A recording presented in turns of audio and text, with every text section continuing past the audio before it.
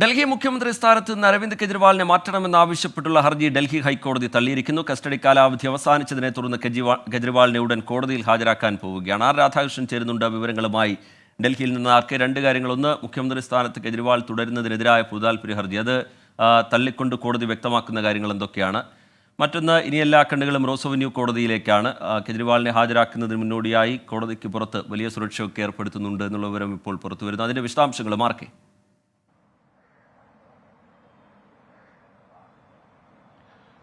ജയിലിൽ നിന്ന് കെജ്രിവാളിനെ ഡൽഹി ഭരിക്കാൻ അനുവദിക്കരുത് എന്നാവശ്യപ്പെടുന്ന ഒരു ഹർജിയാണ് സമർപ്പിക്കപ്പെട്ടിരുന്നത്. ഈ ഹർജിയിലെ ആവശ്യങ്ങൾ സംബന്ധിച്ചും ഹർജിയിൽ ഉന്നയിച്ചിരിക്കുന്ന വാദങ്ങൾ സംബന്ധിച്ചും രാഷ്ട്രീയമായി ബന്ധപ്പെടുന്ന രീതിയിലുള്ള അഭിപ്രായ പ്രകടനങ്ങൾക്ക് കോടതിയെ കൊണ്ടെത്തിക്കുക എന്നതാണ് ഈ ഹർജിക്കാരന്റെ ലക്ഷ്യമെന്ന നിരീക്ഷണം കോടതി നടത്തി. ഇതിന്റെ അടിസ്ഥാനത്തിലാണ് ഇത്തരത്തിലുള്ള ഒരു ഹർജിയെ പൊതുതാൽപര്യ ഹർജി എന്ന് പരിഗണിച്ചുകൊണ്ട് ഇടപെടാൻ തയ്യാറല്ല എന്ന് ഡൽഹി ഹൈക്കോടതി വ്യക്തമാക്കിയിരിക്കുന്നത്. ഡൽഹി ഹൈക്കോടതി ഹർജി തള്ളിയിരിക്കുകയാണ്. ഈ വിഷയത്തിൽ നിയമത്തിന്റെ ഭാഗത്ത് സഞ്ചരിക്കുന്നുണ്ട്.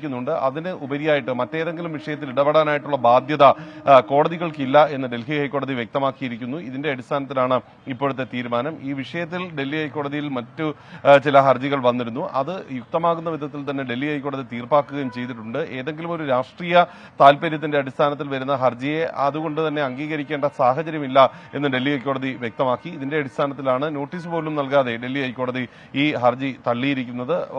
വാസ്തവത്തിൽ ഇത് അരവിന്ദ് കെജ്രിവാളിനെ സംബന്ധിച്ച് നിലവിലുള്ള സാഹചര്യത്തിൽ ഒരു വലിയ ആശ്വാസമാണ്. കാരണം ഏതെങ്കിലും ഒരു നിഗമനം ഡൽഹി ഹൈക്കോടതിയുടെ ഭാഗത്ത് നിന്ന് ഉണ്ടായിരുന്നെങ്കിൽ അദ്ദേഹത്തിന്റെ ഈ മുഖ്യമന്ത്രി പദത്തിൽ തുടരുന്നതുമായി ബന്ധപ്പെട്ട് അത് അദ്ദേഹത്തിന് വലിയ തിരിച്ചടിയായി മാറുമായിരുന്നു. ഏതായാലും ഈ മണിക്കൂറിൽ അദ്ദേഹത്തിന് അങ്ങനെ ഒരു തിരിച്ചടി ഡൽഹി ഹൈക്കോടതിയിൽ നിന്ന് ഉണ്ടാകുന്നില്ല എന്നുള്ളതാണ് ഇപ്പോഴത്തെ ഒരു വസ്തുത. ശരി, ആർ രാധാകൃഷ്ണൻ ഡൽഹിയിൽ നിന്ന് വിവരങ്ങൾ നൽകുകയായിരുന്നു.